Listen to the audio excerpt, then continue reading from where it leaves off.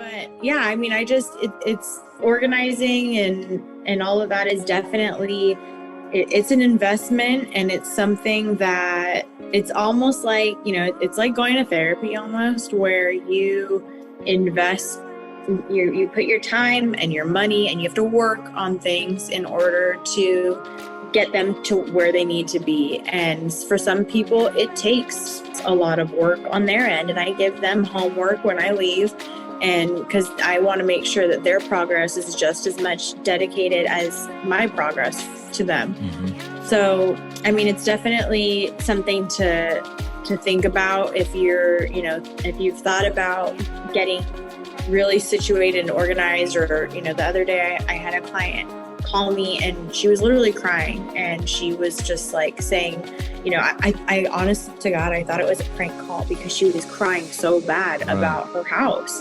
And I was so sad for her. I was like talking, and I was like, hey, how did you find me? She just said, found me on Google.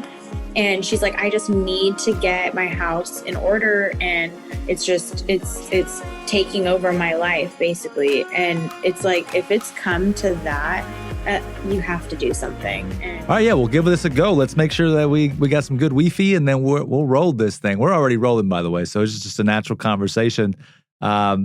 It's exciting. So Saturday is meant for overcoming Wi-Fi resistance so that we can get podcasting done, if you know what I'm saying, right? Yes. And by the way, definitely. I'm sure you're probably used to in life, there's resistance either way. So it's the grittiest that survive with all things.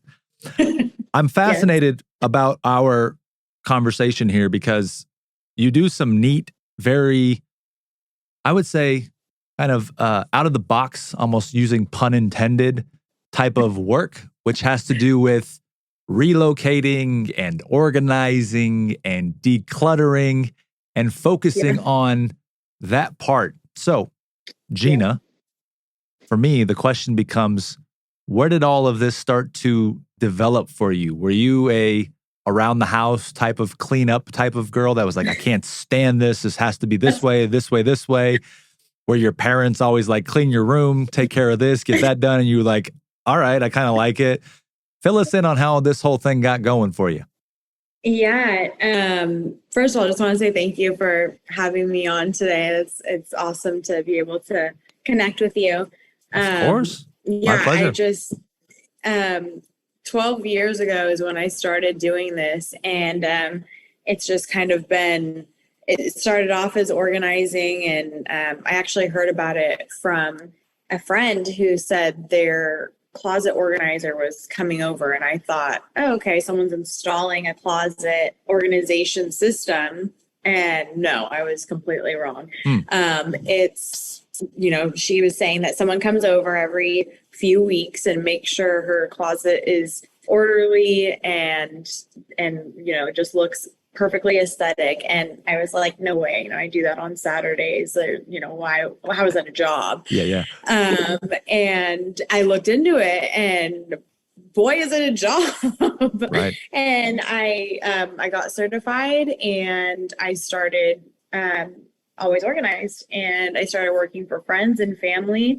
And then it just kind of evolved. I was actually in the dental field when this all started. It was the first year in the dental field for me. And then I started this on the side. So I'd go to work and then change and then go to my client's house. And so it was just trying to find what my passion really was. And I love dentistry, but this was, that work-life balance to have is, top notch. So, and then just now it's kind of evolved into working with realtors and helping their clients move in and out of their homes and packing up and downsizing and then coordinating the move, like a whole project management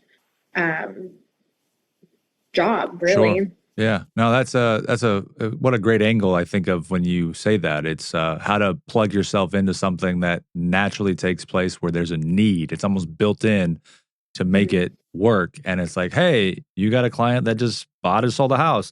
Hey, I know this girl named Gina, and hey, she can probably help you do the stuff you don't want to do, right? Yeah. natural And handoff. nobody, I mean, even in the moves that I've done myself personally, I've moved a couple times and it's a lot, but I think once you have strategy and you're doing it for so long, it's like the movers, you know, like they're packing up and if it's not me packing up, then I have, you know, a great team that I work with who does it and they're very efficient. And I work with amazing realtors that just send me, you know, the best clients. So all together working as a team is awesome and just gets done so efficiently.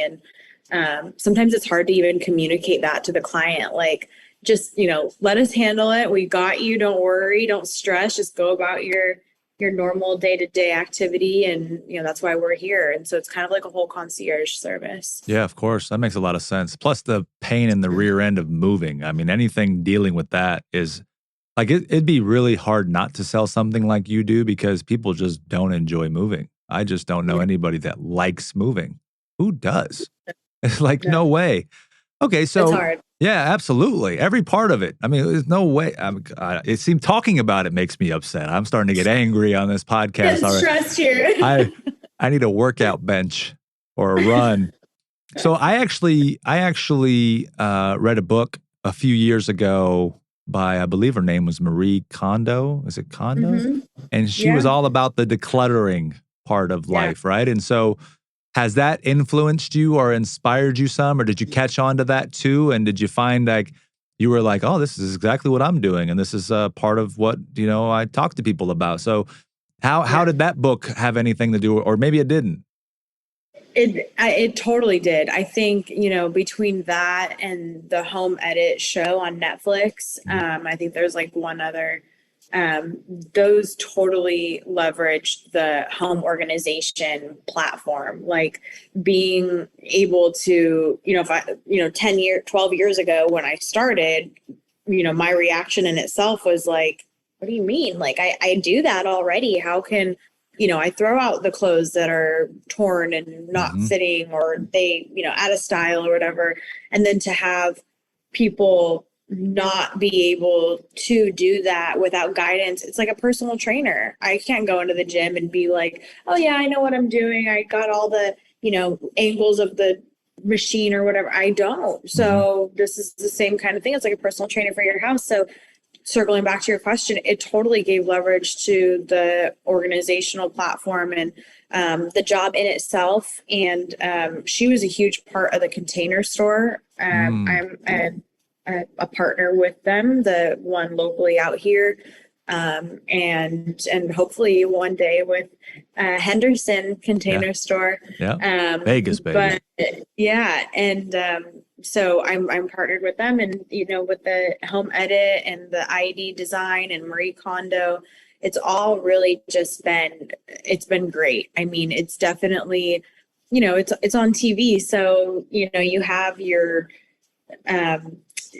what's on TV behind the scenes. You're not going to get that in real life. And I think that's the hardest part, being that you can't always, you know, see a utility closet and turn it into a walk-in, you know, dream closet room. You know, it's some things just aren't practical. And but with the Container Store, working with them, we're able to actually build custom spaces. So I do help design spaces that we can turn into a dream closet for you. That's amazing. So let's understand this a little bit deeper. So give me an example of like a real walkthrough of a job, right? So I know that you've done some big work on other successful people's places in Silicon Valley. That's your hub, that's your home. And also you're doing lots of work with the San Francisco 49ers and their players, right? So does someone, like, again, because there's a collection of things you do, which is great, but I'm curious, like, so, okay, I want to fix my closet or renovate it. You know, like, it sounds like there's a lot of things you could do there. And if someone like me is like, I look at my closet and I say, well, what the hell are you going to do to my closet outside of maybe rebuild it? But I don't want to rebuild on my closet. But in your case, somebody's coming to you and they have a problem. So what is that problem that they have? And then how do we deploy Gina to go in there to start retrofitting the closet and then build out this thing, this new, like, I have an extreme curiosity around how this all works. So like, take us through that entire process, and maybe not just the closet. I know I'm focusing on the closet, but maybe there's other things as part of it in total, right? Because I know the relocation and then the move in, move out part. So like, take us through that whole thing. And I'm ready to go on a journey with you, by the way. I'm ready for this. I'm ready to hear it all. So, if we are talking about organization and they have a closet that they don't want to rebuild, they don't want to get rid of anything. They're saying, here's all my stuff. I don't want to get rid of anything. And it's just going to stay how it is, but I need you to organize it. There's different ways of going about that system. And without giving away all my secrets, I will say that there's different ways to relocate the clothes, whether it be a secondary closet somewhere else, or like I'm going to have a post coming up where we did a kind of it's a closet system, but it's kind of a temporary closet. So it's seasonal wear. So, and that's located off of the primary. So it doesn't take up any extra space in your closet, but you're just working with what you need for the season. California and Nevada is pretty promising. Like, you may get snow, Nevada. Yeah, Nevada we do once, twice a year. Yeah, we saw that a couple of months ago, right?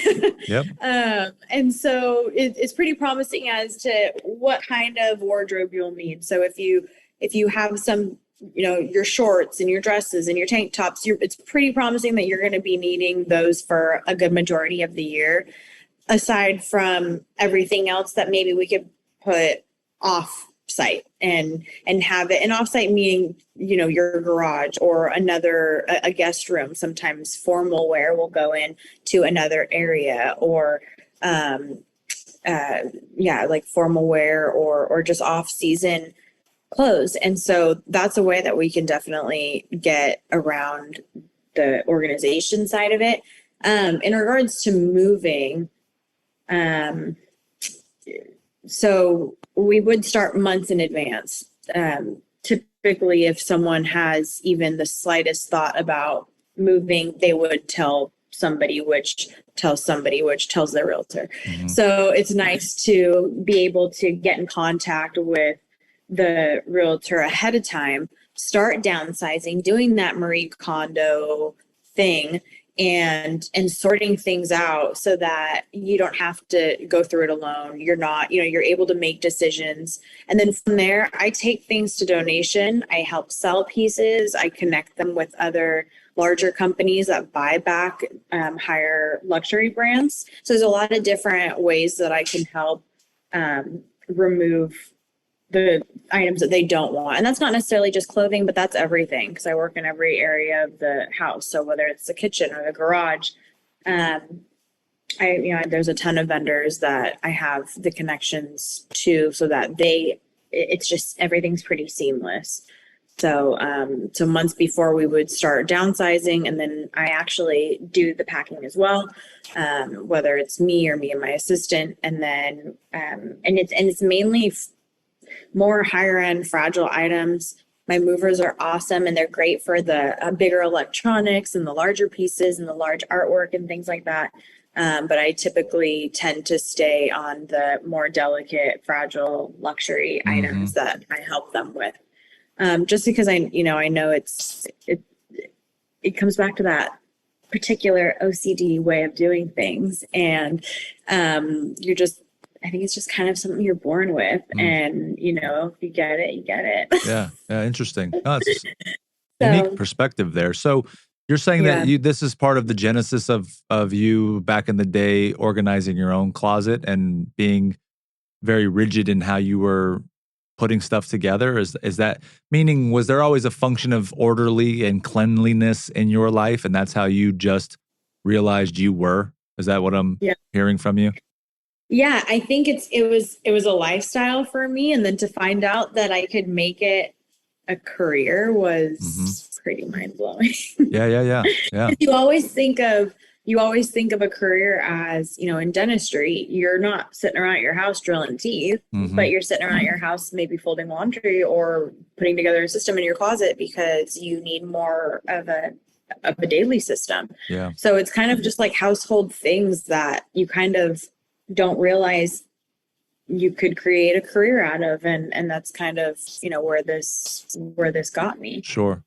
Is this more something for a person that's making millions of dollars because they have a different attitude about how their rooms, closets, houses are organized or set up versus someone that's, kind of lower middle income class type of situation? Is there a separation and a difference there? I mean, I work with everybody, and everyone needs some kind of system, and I'm very flexible to customize plans for my clients too. Some clients I see monthly, every month, like every single month, without a doubt. I know I'm seeing them because they cannot go a month without, some kind of catch up and maintaining what we've already worked on and the progress that we've made. You don't want to lose that progress. And sometimes there's clients that I barely see. I talk to their house manager, and I see their nanny, and I see their housekeeper, and then there's me. So it's like all of these people running their house, that's just how their life is. And that works perfect. I love working alone because I have a vision that they can't sometimes see, which is why they are hiring me. Sure. So having that put into place and then having them just come home and boom, it's done. Like, not going off topic, but I did a move in. My mom is in the home building industry, and one of her clients actually moved to California from the East Coast, and I met the movers at the house. I coordinated where everything was going. Beds here, secondary bed here, kitchen, everything's going to be like this, bathroom like this. Had the house set up, had my signature bottle of champagne in the fridge chilling for them, and 2 champagne glasses, and their bed made. So it's like their house was done when they got home. It was a long day, but that's like, to me, that is like chef's kiss. I love that. To have that, that kind of concierge for a client is top notch. And that's what I strive for. Yeah. So that's a good point. So you take it on more as a concierge type of an attitude. And so a concierge, where are you available almost on demand or on command for these types of people? Or when you say concierge, is it putting that touch, that chef's kiss that you just said on top of the work that you're doing, where it's like there's a pretty bow that's finished off and packaged there and presented under the tree type of thing? Yeah, a little bit of both. So I definitely am available. Probably I'm available a lot. Sure. But it's a little bit of both. I want to make sure that, if my work is, even when I'm posting photos on Instagram of my before and afters, if a shoelace is longer than the other, that's always organized on there. That's mine on that. Like, I want to make sure it is to a T. So when they walk in, everything's uniform and aesthetic. And then on the other side of it, like you were saying, I am available. And, I had worked with a client 2 months ago, and they had moved already. We finished up the job there and we were done, but it sounds like they needed to get their car transported from here to where they're going. So she texted me the other day, and I always say that, I'm always available. And that's kind of how I base my services around it too. So, for this amount of money, you're getting this, and this, and you're getting me whenever you really need, a vendor or information on something, or I work with antique dealers as well, and one of them just called me the other day like, hey, can you give me the number to the client we worked with literally last summer, because I had a question about something I purchased for him, and he wanted to make sure that the connection was correct. And some people would be like, I don't have the number. I'm too busy but I wanted to, that's the other concierge side of it, where it's like, I want to make sure that my clients are taken care of to the best of my ability with all of my vendors. So if I have to, bend over backwards for my clients, I would, no doubt. Absolutely. No, that's fantastic. So is your position right now with your business, is it you are happy and doing it the way that you do it now, and you can find a few more clients, or they're, coming and going? Or do you want to grow this into something much bigger? Because I think everybody has a different entrepreneurial juice that they'd rather pour out, right? So is For yours sure. like, I want to have a massive big company and, gigantic XYZ in this home design, organizing, relocating, move in, move out service space? Or are you like, I'm good in Vegas and I'm good in the South, San Francisco, Bay Area, San Jose? Or what does that all look like for you? Yeah, I go everywhere. Like you mentioned, I work with the 49ers, and one of them had moved to the East Coast, and so I went all the way to Florida for him and his family. So that was really cool. So I'm really all over Florida, Vegas. I have an assistant in Texas if anybody needs anything Texas. And I'm all over California. So Sure. I am right now, I'm booking like 2 to 3 months out. And so it's that I'm very thankful for. I am actually comfortable being that busy. And clients are, when I say I'm booked out, I don't have somebody waiting on me to organize their closet in, November. This is like the realtor did their job and got a hold of me ahead of time, or a friend knew of a friend moving and referred me to them and said, hey, Manny, I know you're moving. You got to connect with Gina now before your realtor even thinks about listing, because you got to start downsizing. You got to do all this pre-work before you even get to that point. And even like listing prep, I will help kind of stage the house. I'm not a stager. I don't have any warehouse or anything, and I don't plan to be, but I do help with that a little bit. So I'll take a lot of the stuff out of the house, pack it up, and then kind of stage what's left. Having that eye for design kind of goes back with the eye for design of a closet or another custom space. But to go back to your question, I'm comfortable where I'm at. Of course, I would love to have a team a little bit bigger so that I can check in on each team and, day to day, and kind of have more of, I work a lot, and so to step back a little bit would be great. It's just hard to find people, and I think that's across the board. Any state you go to and ask, I mean, it's going to be the same answer.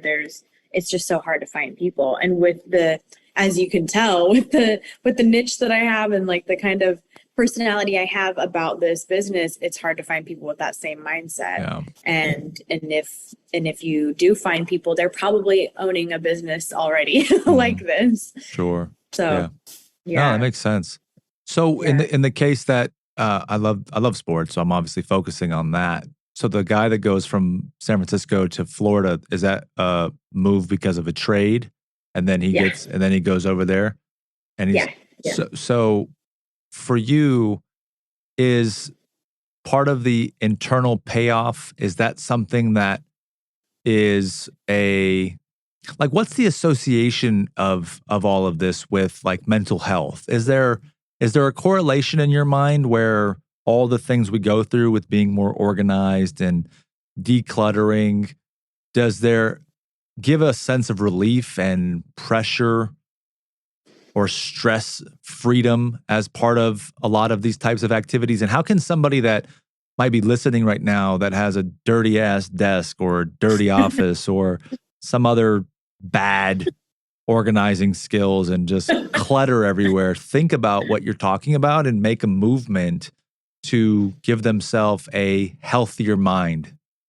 Yeah. Well, I know that's not you, Manny, because you're organized. So, but for anybody else listening out there, it's huge. I mean, that correlation it's huge. And even just me taking the donations from my client's house, knowing that they can't take that back. Like if we do a desk and I take bags of garbage or my hauler takes bags of garbage, or there's a dumpster there and I dump it, there's no way that that person's going to have that garbage back. There may be new garbage, there may be new things to donate, but that will not be there again. So that right there is just getting rid of things.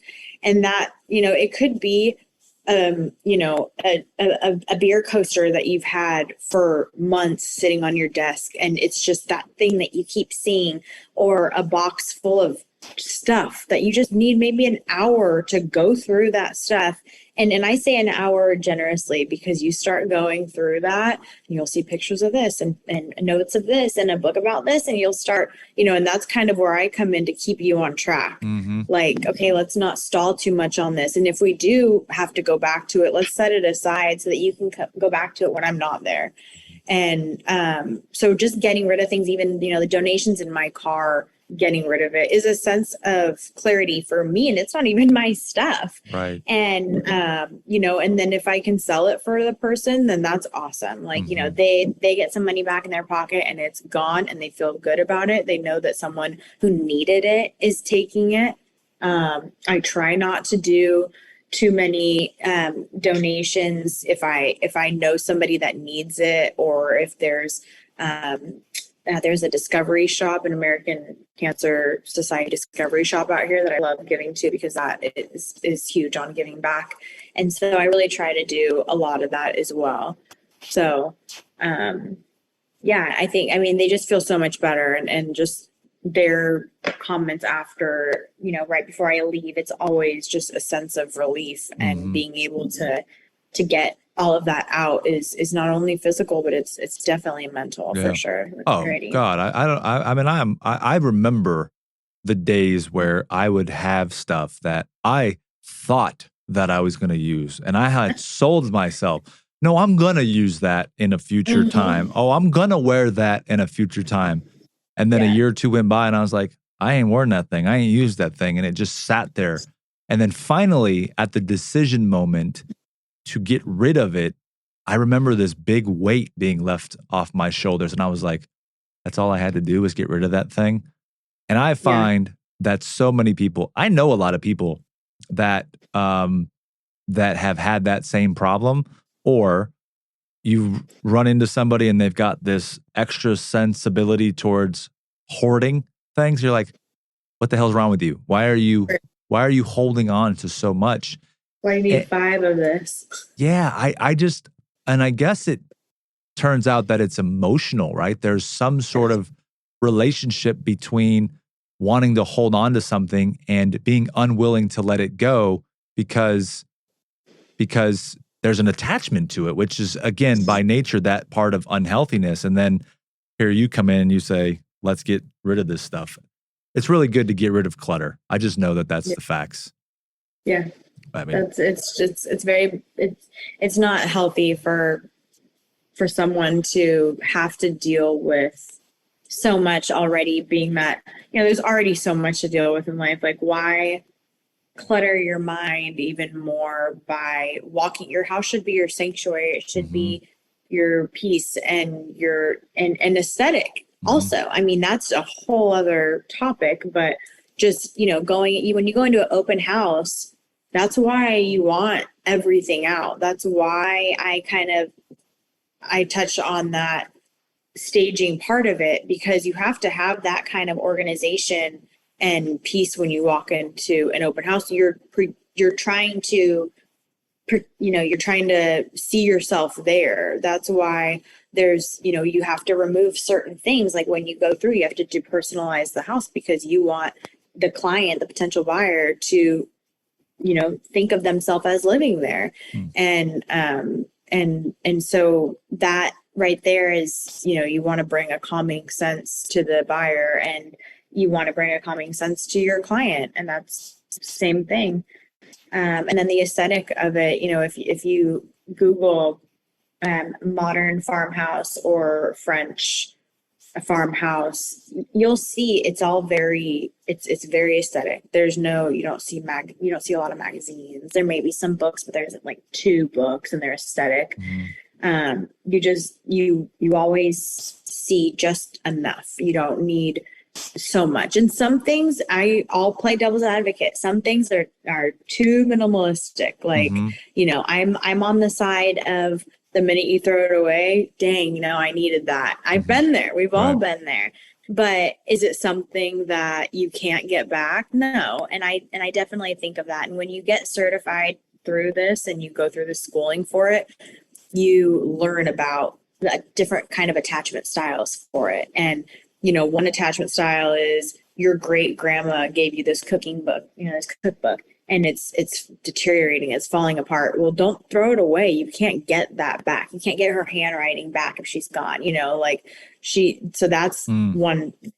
If she buys you a set of silverware from, Nordstrom, you can buy it. You can find that similar again, that she didn't make that. So, you know what I mean? So it's different in the sense that it's that emotional and can I buy it again? Like, does it matter? Like, I had a client the other day and we were unpacking her kitchen and she was like, I swear I had more wine glasses. And this was actually after we just unpacked some of her family treasures that she found. But she knew that she's like, no, the wine glasses, I think I tossed.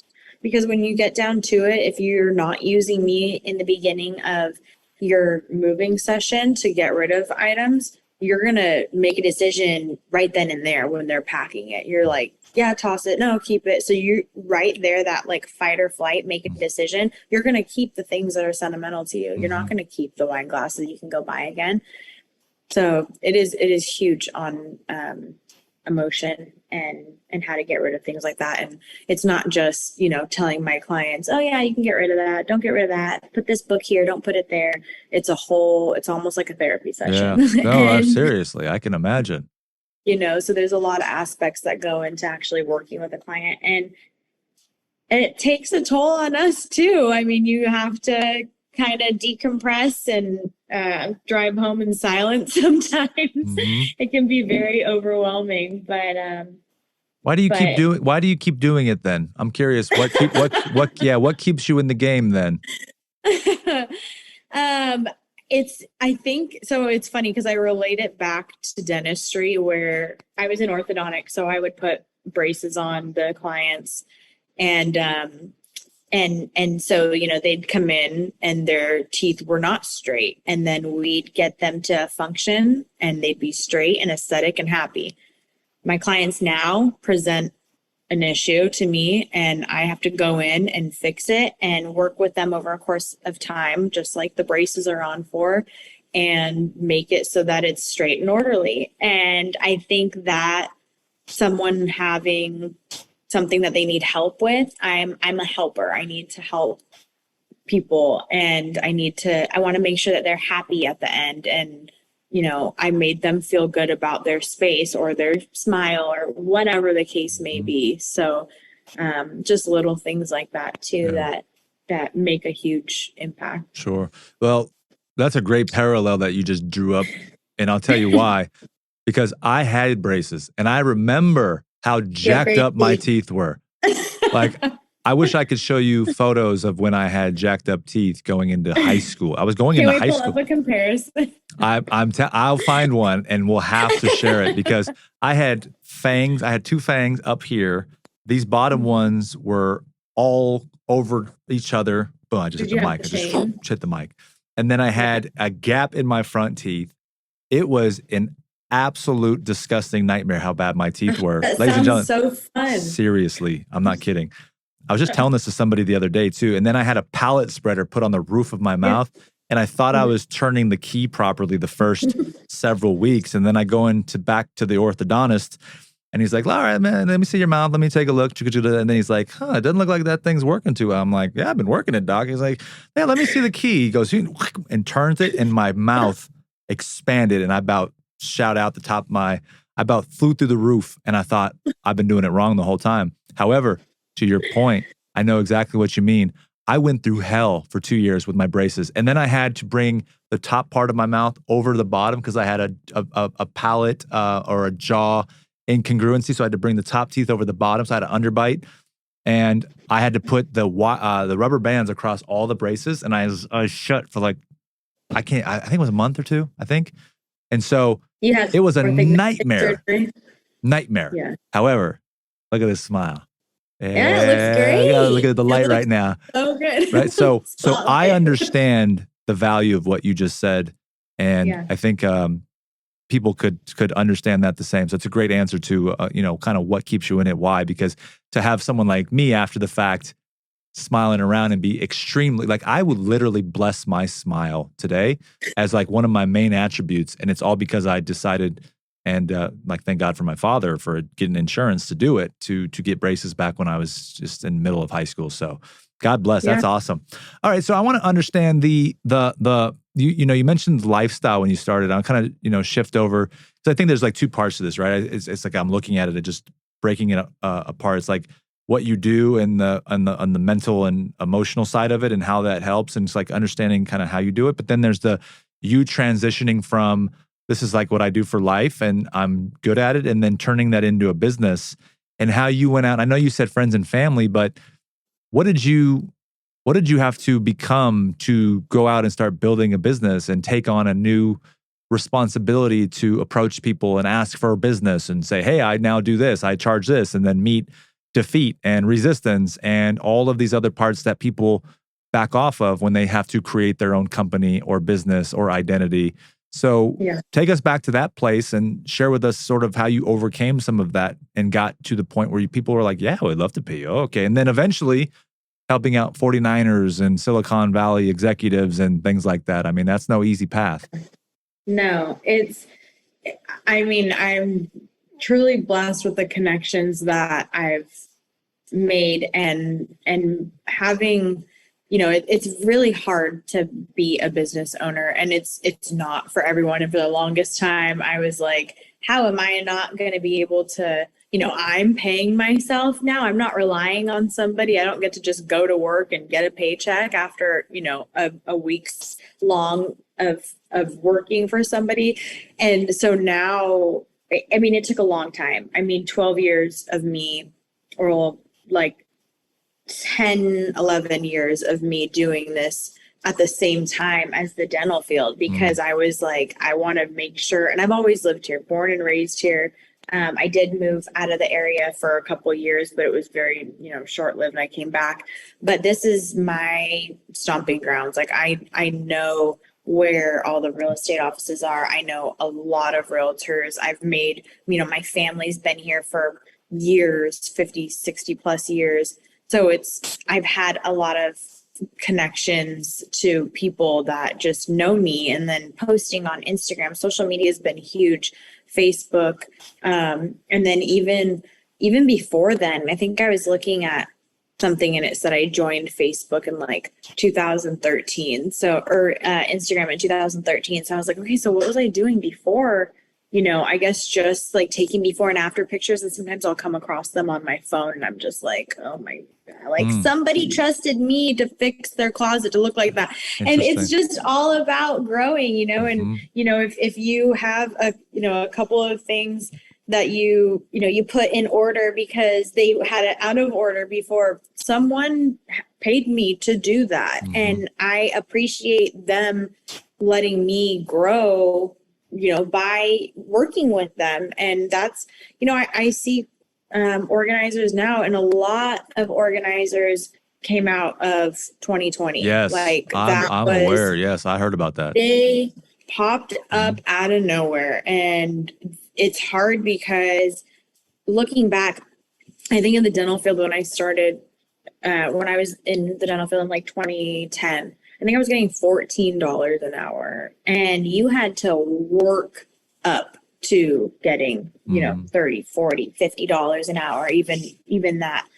And some of the organizers that came out of 2020 were like, oh yeah, I'm, been doing this for friends and family for a couple months, and I'm going to charge this much. And you're like, I've been doing this for 12 years and I don't even charge that. Like, what? How? Or it's close to your prices, and you're just like, how did that happen? Or are you certified? And there's things that make you feel like, you put in the work and the effort and the years, and and cold calling clients and texting them and following up and being that person, but you have to be driven like that. You can't, and I mean, good for those organizers that came out of the pandemic and just kind of hit the ground running or had somebody to support them. A lot of them were married, already had kids, and they maybe were thinking, what can I do to create a niche to where if the world shuts down again,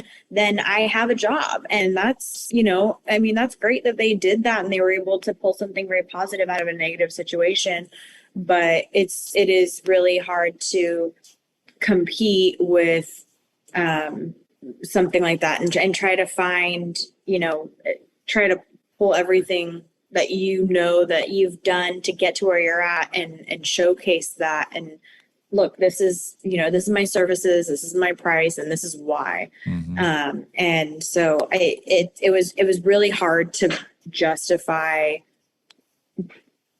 thinking that that's how I would you'd have to sell yourself. You really have to like sell yourself to the client. Just in any, in any industry, a hairdresser has to post pictures of like, this was the before, look at her hair, it was horrible. And then now look, it's beautiful, all these luscious locks. Like you have to do it and you have to market yourself well. And you have to be like a one-man band. And, I've had great help and mentors along the way. I had when I was making the decision to go full time, it was really scary, but I dropped back so much from the dental field that I was working more on the side than I was at work, or I'd be working at my office and my assistant would be at a job that I should be supervising. Or so I'd be like, two-time in the job.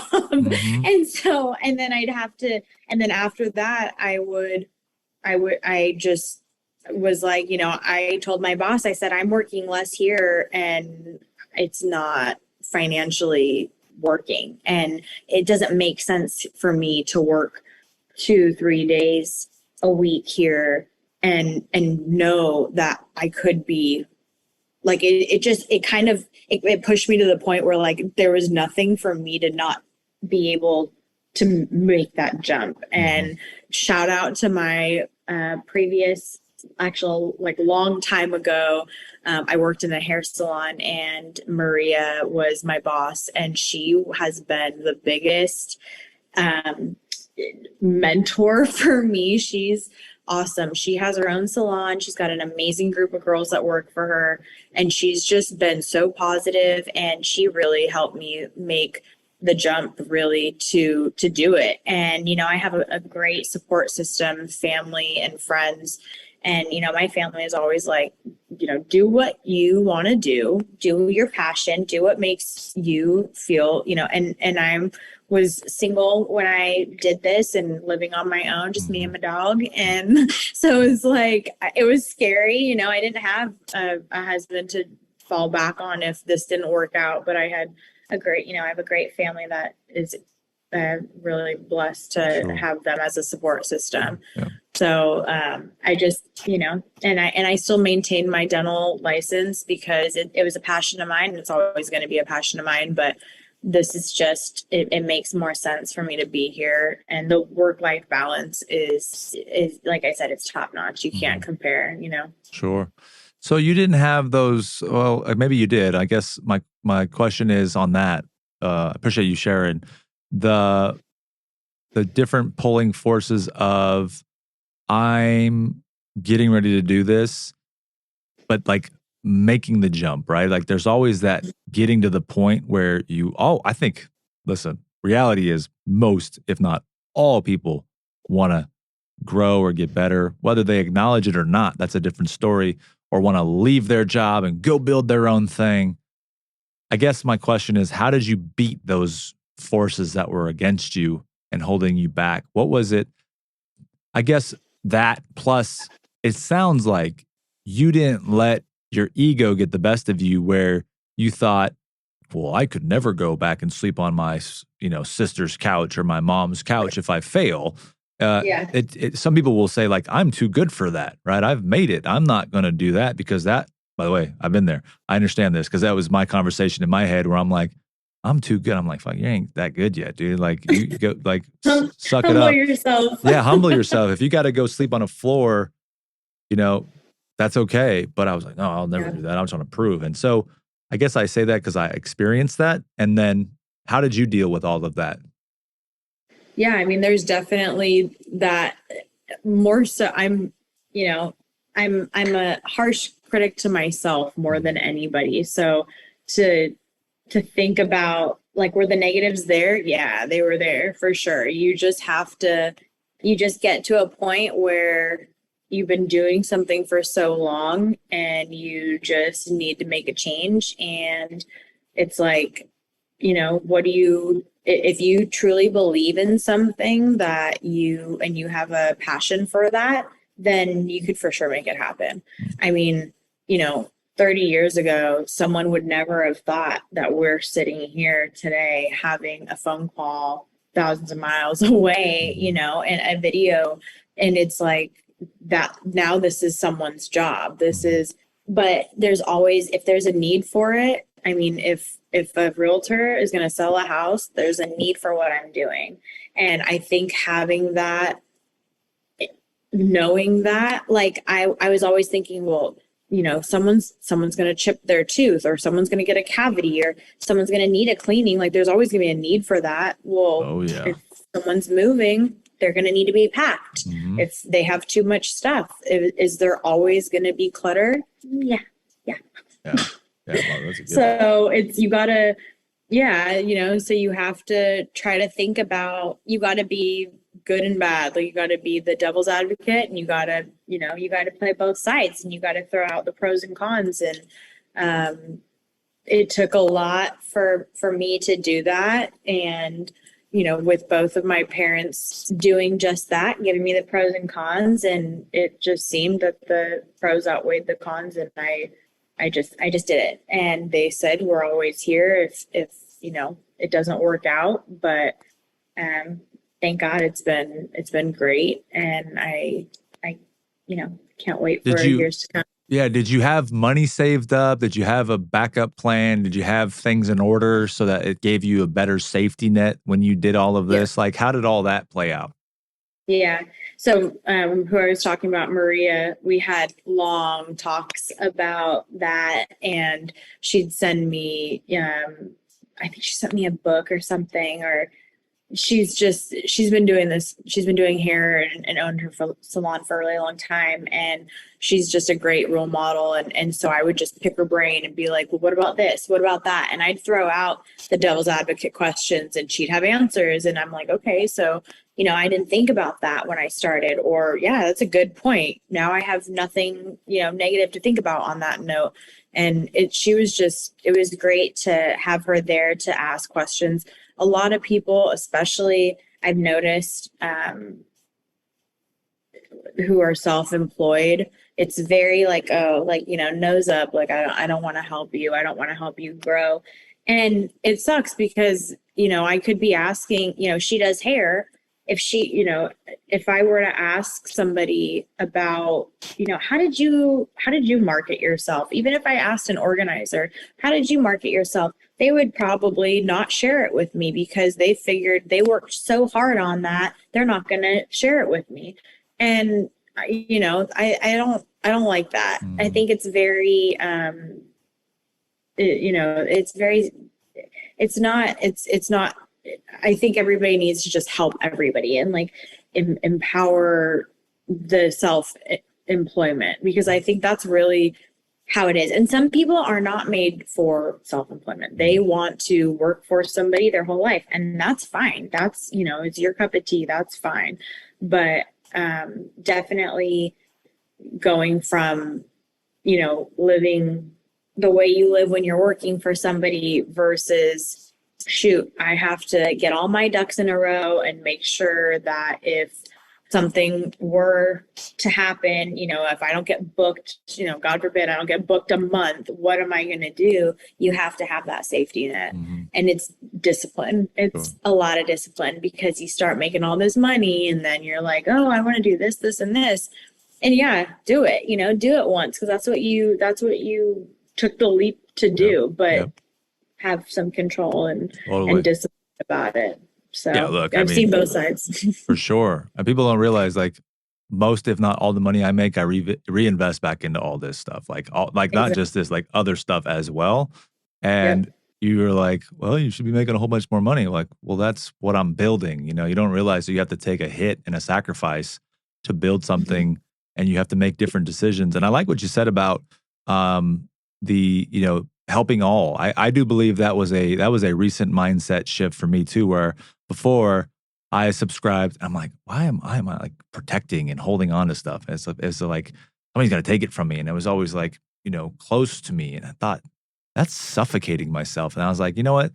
I really ended up transforming to, man, there's enough out there for everybody. Like there Mhm. really is enough out there for everybody because there's really not that many people actually going for it. First of all, and two, Yeah. there's just, if there were, there'd still be enough for everybody to win and make it. Mhm. It's just, what are you willing to do to get it type of thing. So I Yeah. can appreciate that quite a well. Yeah. No, quite a bit, quite a well. Jesus, Quite well. long day. A couple times I made some big funny words use there. All right. So look, we gotta kind of bring this thing home after some Yeah. technical difficulties earlier today. We've had a fun schedule of trying some things out today on the Wi-Fi and for the podcast, but that's not Yeah. for you all listening to give two shits about. It is about so Gina, bring us home with any final thoughts or ideas or sort of just like life lessons or philosophies that you might have that you didn't get a chance to share here that's important to you. And then I'll ask you a question that you may have seen if you watched the show before, and then we'll figure out where we can find you, and then we'll head off into a beautiful Saturday. Now, people are hearing me Yeah. say Saturday quite a bit today. Yes, I've recorded a few podcasts today on a Saturday, ladies and gentlemen. Oh my gosh. Oh, well, hopefully you get some family time and enjoy the weather. But 115 yeah, degrees. yeah. I love the heat. Well, I mean, Vegas, I love it. Yeah. But yeah, I mean, it's organizing and all of that is definitely it's an investment, and it's something that it's almost like, it's like going to therapy almost, where you invest, you put your time and your money, and you have to work on things in order to get them to where they need to be. And for some people, it takes a lot of work on their end. And I give them homework when I leave.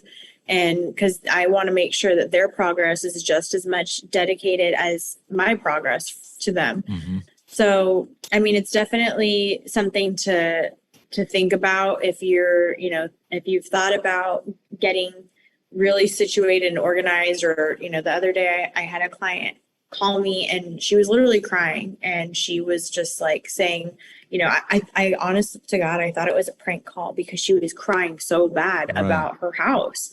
And I was so sad for her. I was like talking, and I was like, hey, how'd you find me? And she just said, found me on Google.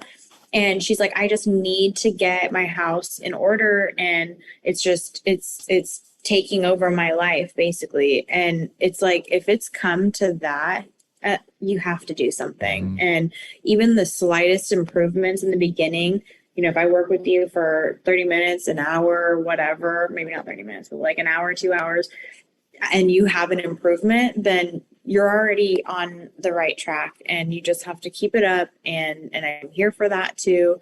All the sessions are customizable, and I tailor everything to my clients, and I just want the best for them. And, I want to make sure that people are happy and they come home to their little happy space. And, yeah, I mean, you gotta just commit to it. Just Yeah. like if you were to commit to a personal trainer, you just gotta do Mm-hmm. it. Yeah, that's neat. I like how you reemphasize the therapy thing. I do really see a very big correlation there where you can, in essence, subtract and remove unwanted ties and connections to old things and Yeah. emotions that can Hmm. free you to some extent, that will make space for new. which is, in essence, what the hell are you going to a therapist for? To do the same thing. You're hoping that you can clear out things or work through items in your life that you need cleansing of, whether that's in a relationship, most cases a relationship, right? But imagine, Gina, for a second, that the positioning of that is, hey, maybe this time you don't need therapy. Just clean and declutter your home, organize your home. And what if, because you did that, you'd actually have a much more liberating situation in your life and it cleared your head out? What a neat approach that is. That's very cool. I'm glad you said it that way. Very, very nicely said. All right. Final thought question is, what does always on the grow mean to you? I think always pursuing more and never, just growing. Never see it as never see an obstacle as a barrier. Like, you want to always try to get through the barrier and work through it. And whether that's in your personal life or your work life, there's always a solution. If there's a problem, there has to be a solution. Yeah. Yeah. Good point. And you're right, because I like how you said that a few times earlier. And again, bringing that back to the table here right now, with that lady that you just mentioned that called you crying, somebody out there that doesn't hear this would be like, seriously, somebody called you crying about their house like that? People, there are real things out there. I'm looking at the wall here in the podcast studio as an example, and there's a baseboard down there, and somebody comes in and fixes the baseboard when it needs to be replaced, right? Like, there's problems all over the place. How good can you get at finding one and then solving it for somebody like Gina's done here in the home? And by the way, here's what's really cool about what Gina does. Everybody has a home, like whether it's an apartment, condo, actual house, mansion, right? Compound, hotel, like that's a home. Like that, it's all. So it's really neat how you've identified that particular segment and you're rocking the house, pun intended. All right, superstar, where can everybody find you online? You can go to my website, Organized by Gina. The company name is always Organized, but I wanted to tie in my name with that. And on Instagram is huge. You can see all of the 49ers that I've helped, and along with all my other clients, and see everything that I do. And if I'm in your area, I'd be happy to help you. The Instagram is always Organized. There it is. Make sure you go and give her some love. I can't wait. I say this all the time. Not all the time. Some of the time. Until this actually, when you say that now, where I can actually say 10,000 people are going to go look you up right now, or you're going to be bombarded. That day's coming. That day's coming. I'm telling you, it's going to happen. Anyway, for those of you that heard that want to get organized, get that moving situation orderly, go ahead and make it happen now. Gina's the person to take care of you there. God bless you. I appreciate the fact that you spent the time here. Thanks for being patient with the Wi-Fi stuff we had to deal with today. I appreciate it. Yeah, of course. And God bless, and we'll see you soon here in Vegas, hopefully. Manny, thank you so much. Take care. Take care. God bless. Bye-bye. Bye.